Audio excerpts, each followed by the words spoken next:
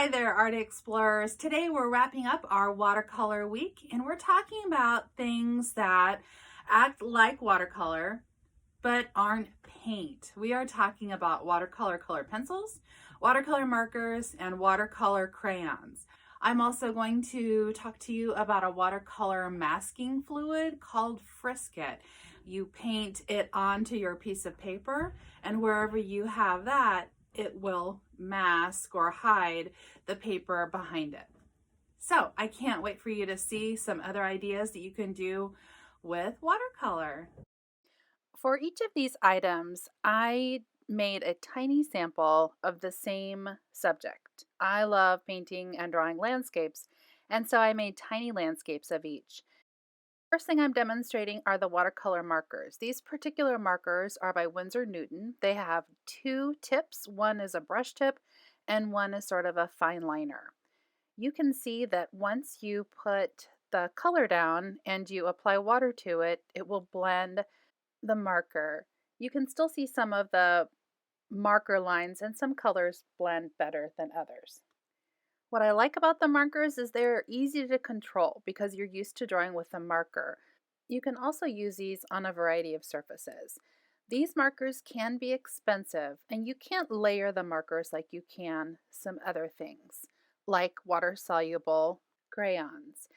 There also are water-soluble oil pastels, which work in a similar way to these crayons. With any of these water-soluble things, markers, crayons, or oil pastels, colored pencils, you need to remember to leave some white space so that there's room for the water to move the substance around. I like these crayons because they're great for younger kiddos.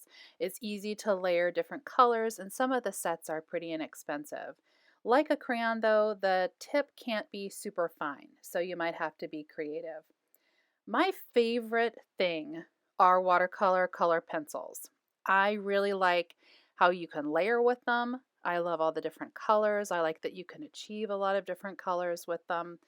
I also like that they're really flexible. I can use a nice fine point to add a lot of details. So the watercolor color pencils are my go-to. I find that they can also be used really well with other media. And really the only con for me is that they're most successful on watercolor paper. The last thing I want to share with you isn't a coloring device. It is something that blocks color. It's called frisket. Frisket comes in a little jar and it has a slight orange color to it to help you see it in contrast to white paper. You paint the fluid on. It's really, really sticky.